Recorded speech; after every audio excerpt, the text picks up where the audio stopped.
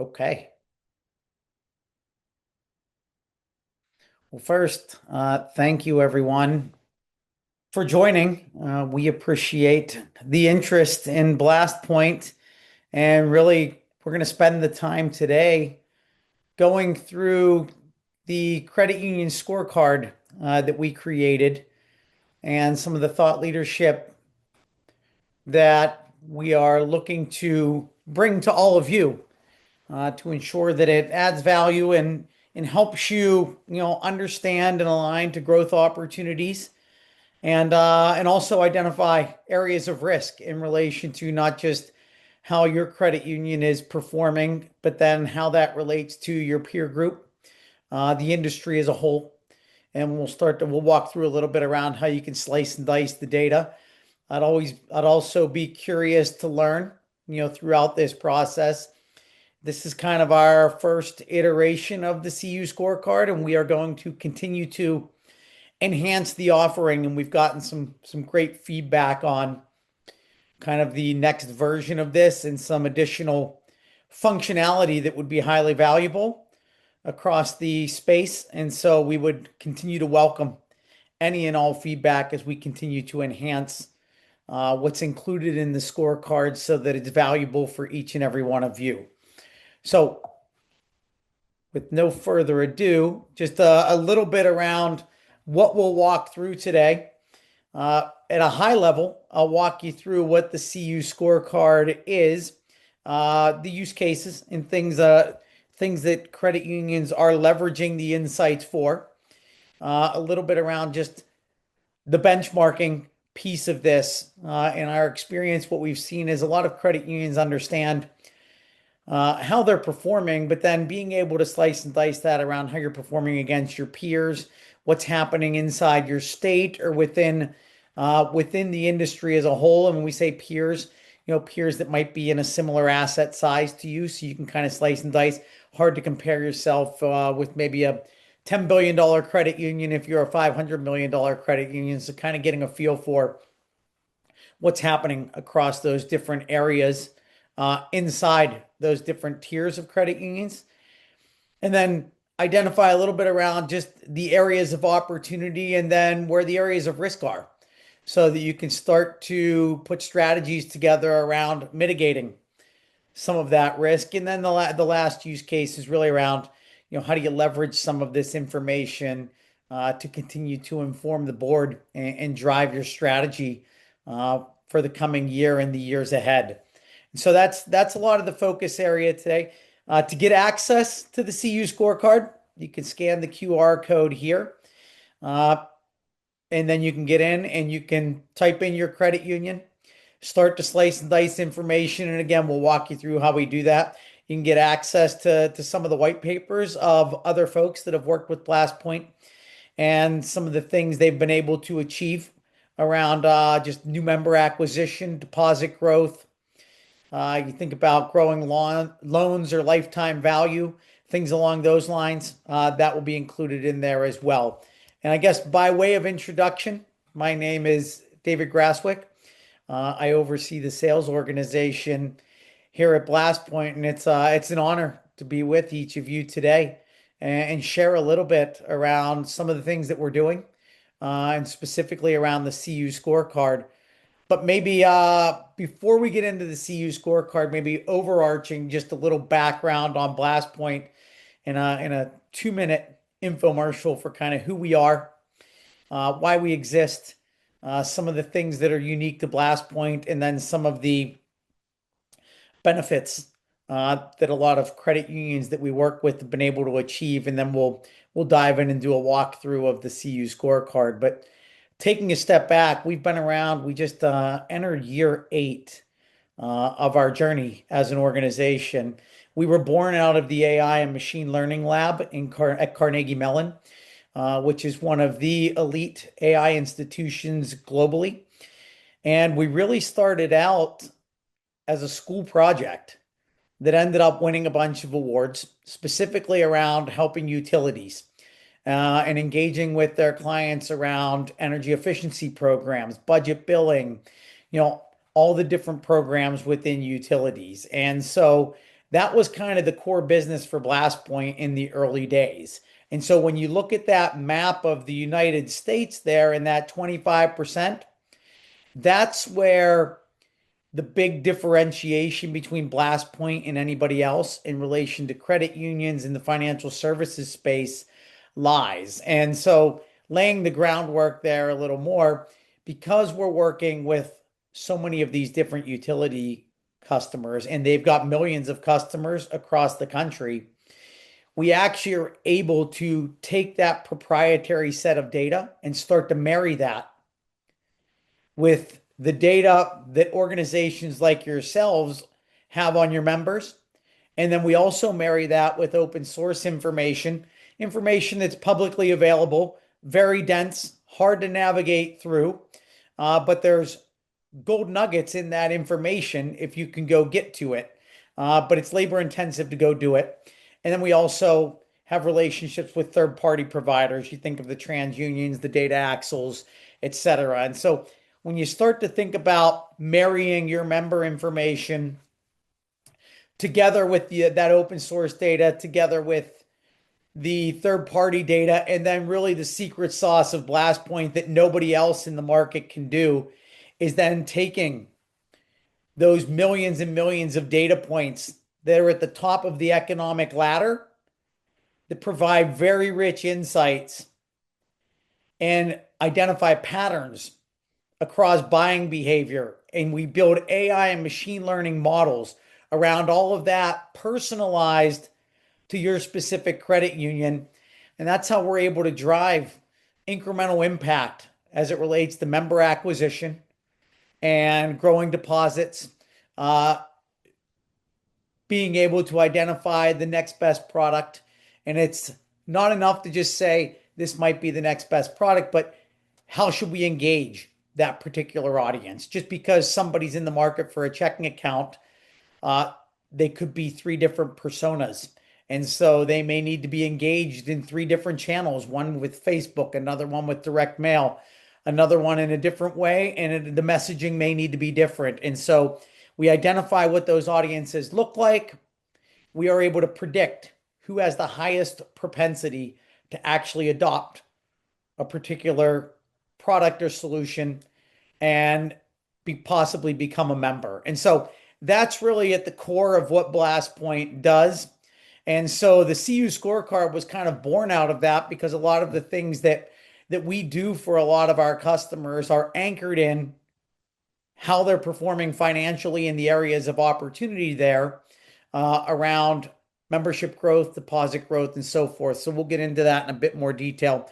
The last piece is just one of our investors is Circle, which I think most credit unions are familiar with Circle, and a lot of folks are members of Circle. So you could potentially be an investor in BlastPoint through the Circle fund.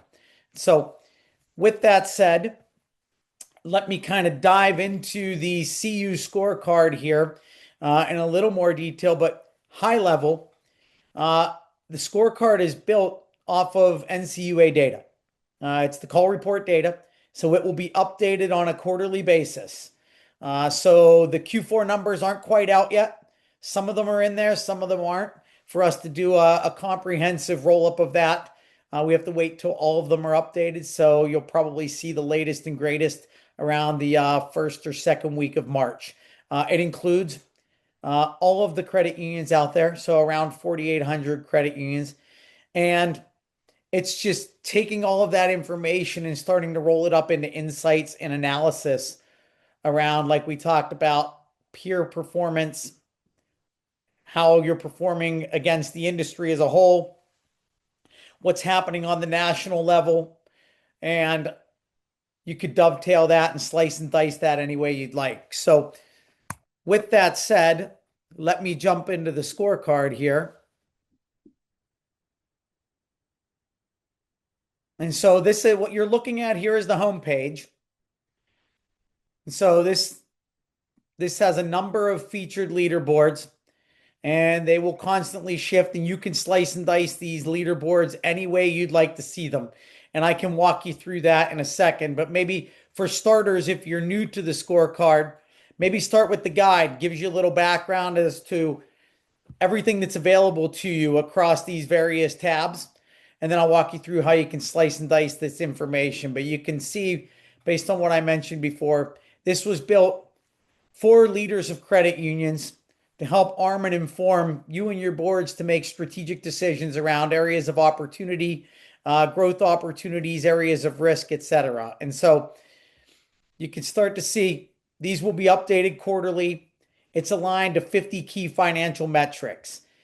What we've done though is we've then taken that and we've sliced and diced those credit unions into tiers. Titans being any credit unions over 10 billion in assets. The large bucket is any credit unions between 5 billion and 10 billion. The mid-market, 1 billion to 5 billion, and then the community credit unions would be anybody that's under a billion in assets. And so that's kind of how we sliced and diced the information. When you think about how you're comparing against your peer group, it would be based on these four buckets here when you're going through the scorecard. So then if we go back to the homepage here, you can start to understand at a macro level what's happening across the industry. And so if we click on the national analysis here, you can start to see a lot of the key metrics. What are the trends? Quarter over quarter, based on a number of these key financial metrics. And then some trends down here.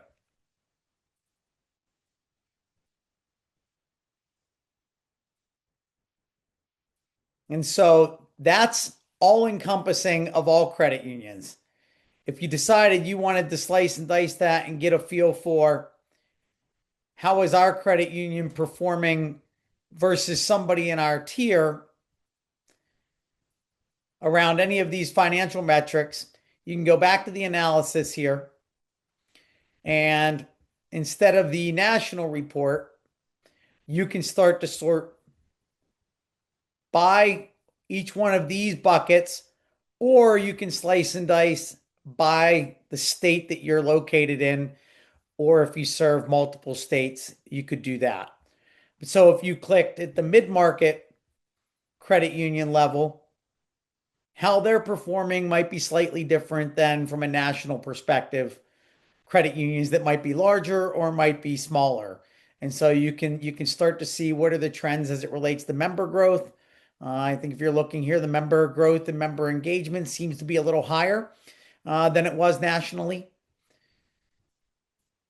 So there's a number of different ways that you can navigate through the scorecard. So then if we start to move over to the leaderboards, you can start to see how your credit union ranks compared to all the others, or by tier, or taking it a step further, you could then break it down to each one of the financial metrics that are being measured. So let's just say, how are we performing in relation to our average membership, our average member relationship compared to our peers? So again, this is all encompassing of every credit union. If we broke it down and just said, okay, we just won't care about mid-market because maybe your credit union is in the mid-market space, you can start to see who's the top performers as it relates to average member relationship and who are the ones where there's areas of improvement in relation to that specific metric. You can break it down by state. So if we wanted to look at, let's just say New York, since New York is here, and we can see, okay, who are the top performers across New York in the mid-market space? Or we could say the community space. You can slice and dice any way you'd like. And again, any of these metrics, if you just click on any one of these, it will stack rank how you're performing in each one of these key metrics specific to your peers. And again, your peers are broken down by community, mid-market, large, or Titans. And then again, you can slice and dice by state if you'd like. And so then if we decide we want to get directly into how is your particular credit union performing, you can look up your credit union, just type it into the search bar. In this case, I'll just use Boeing employees. They are in the Titan category from an assets perspective. And this starts to give you a pretty rich analysis around where are the areas of strong performance, where's the areas of opportunity for improvement, and how does that align to some of the strategy that you're focused on today. And then again, you could click on any of these to start to break down how Boeing in this case or this example compares to others inside the state of Washington or across the Titans peer, which we can click on in a second. So then if we scroll down a little further, we start to look at the core metrics from a member growth perspective, you can see they're lagging a bit behind their peers and across their tier, I should say. The Titan group, they're actually growing from a member acquisition perspective, slightly lower than others. When you think about assets, they're actually overperforming a bit. But from a year over year, quarter over quarter, they're slightly down, but still above their tier, overperforming their tier group. And again, you can go through each one of these metrics and start to see how are you performing. Some of these things you might look and say, okay, that was intentional, or we understand the delinquency rate. You know what? We had a commercial customer that, there was a challenge there, and we know why that is what it is. But this will give you all of the financials to start to look at, how are we performing from an indirect perspective? And then this starts to give you a bit more detail around each one of those strengths and then each one of those concerns. And so you can get a little more background as it relates to how you're performing against those peers, against your tier group, in this case, the Titans. So I think in the Titan group, there was only about 21 credit unions. And you can start to see from an indirect auto perspective, if I look at that, their tier average has a higher percentage of indirect customers in relation to Boeing. So you can start to see how they're performing against these key metrics. And then you can start to break it down into each one of these. And you can compare that against that tier. You can put it against just their peers in the state of Washington. So throwing assets out the window and just saying, how are they performing against the other credit unions in the state of Washington? And so you can slice and dice this any way that you'd like. And you can get the similar view. If we go into the leaderboard here, looked under Titans. Let's see where there's Boeing at number 10, which I think we saw when we were looking at some of those numbers. And then if we wanted to break it down by state,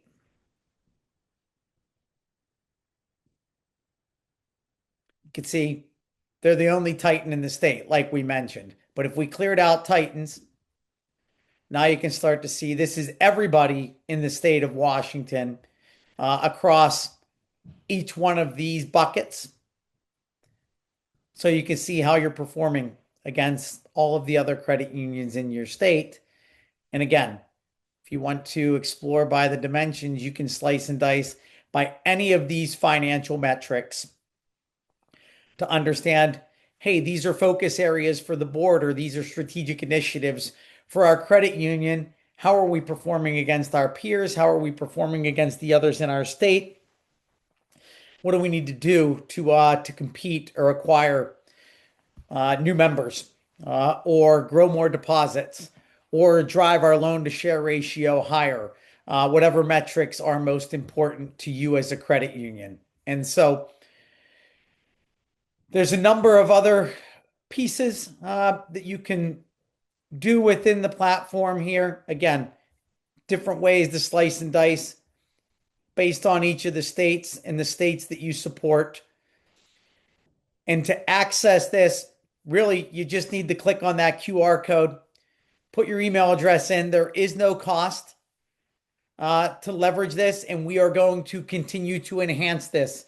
One of the pieces of feedback we got from a number of folks as we introduced this was the ability to not just compare against others in your state or against your peer group from a Titan or a large or a mid market, but can you specifically call out, hey, I want to compare myself against these four or five other credit unions, and being able to break it down like that?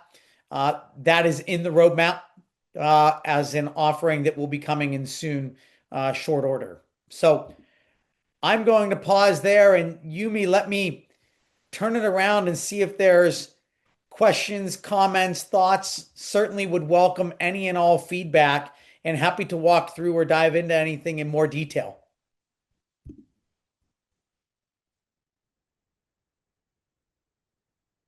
Good question, Grace.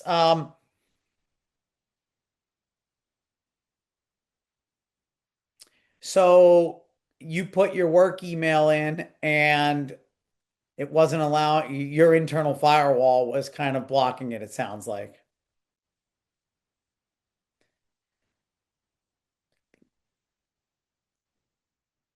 I will talk to the team around figuring out, or I'll have them reach out directly to you and figure out a way to get you access to your scorecard through your personal email address. Let me see. Mark. Oh, Grace, you're saying it's blocking the email with the code. Yeah, I'll have to take that back to the team from a technical perspective. We have heard that from a couple others, and it sounds like it's a firewall thing uh, inside each particular credit union, because we've had most people have been able to access it. But let me have the team work on finding a way to get you access.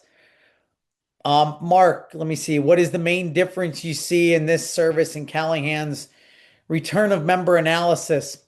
Uh, to be honest with you, we haven't really done a lot of research or homework on Callahan. Um, we didn't build this with the idea or mindset that, oh, this will replace Callahan, although we're starting to get feedback that there's a lot of similarities in the fact that ours does not cost anything, has brought up a lot of those questions, which I think we're going to have to take back to our team and start to understand and get a better understanding of what Callahan offers and how that compares to some of this. We built this as a value add for thought leadership to our credit union customers, for the credit union industry, as a way of us just making investments uh, into things that would be value driven for each of you. And so we didn't really build it with the mindset of, oh, we're going to do this because we think it could replace Callahan. So, Mark, unfortunately, I don't have a good answer for you there as it relates to the return of member analysis.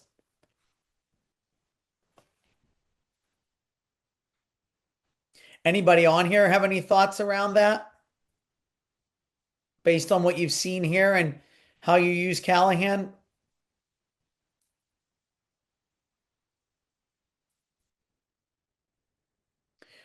We'll do some more research on that front. Um, is there additional questions, comments, thoughts, maybe suggestions on other things that you'd like to see that I didn't walk through that I can bring back to the team?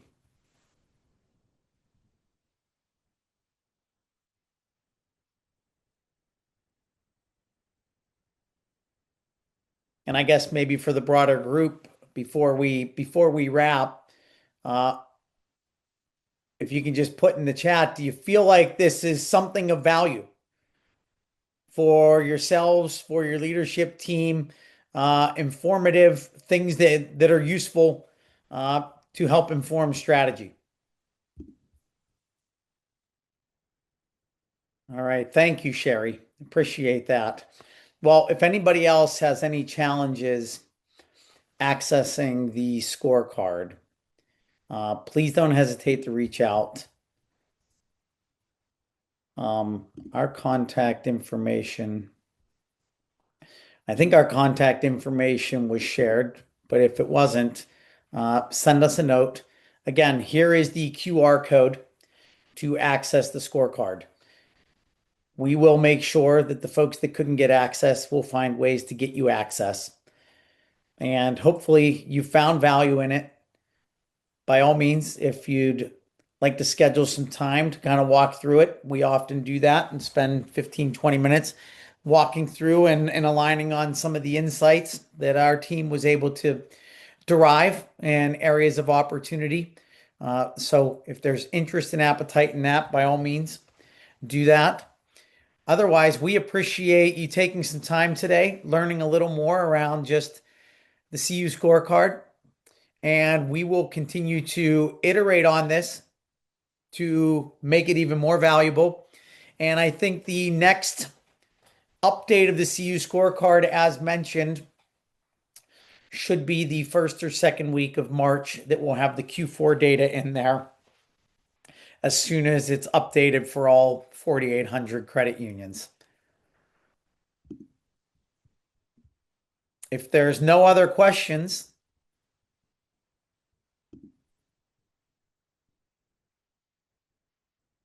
we appreciate you joining. Thank you for your time and have a great rest of your week.